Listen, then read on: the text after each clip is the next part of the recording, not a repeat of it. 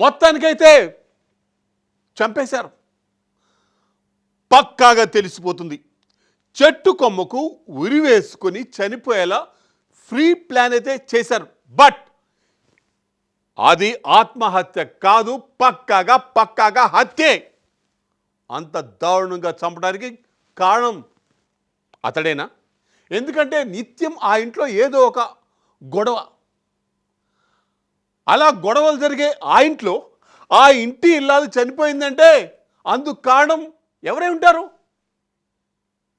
ఎన్నో అనుమానాలు, ఎన్నో ప్రశ్నలు.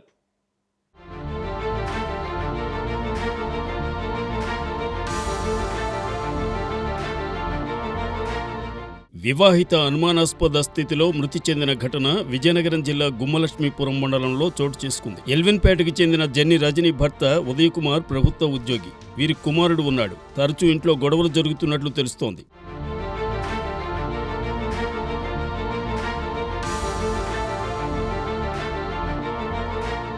రజని ఇంటి నుంచి బయటకు వెళ్లారు. సమీపంలోని ఓ తోటలో ఆమె మృతదేహం చెట్టుకు వేలాడుతూ కనిపించడంతో స్థానికులు పోలీసులకు సమాచారం అందించారు. సిఐ హరితో కలిసి ఘటనా స్థలాన్ని పరిశీలించామని ఎస్ఐ తెలిపారు. చెట్టు కొమ్మ తక్కువ ఎత్తులో ఉందని, రజని మోకాళ్లు నేలను తాకుతున్నాయని, ఆమె ముఖంపై గాయాలు ఉన్నాయని తెలిపారు.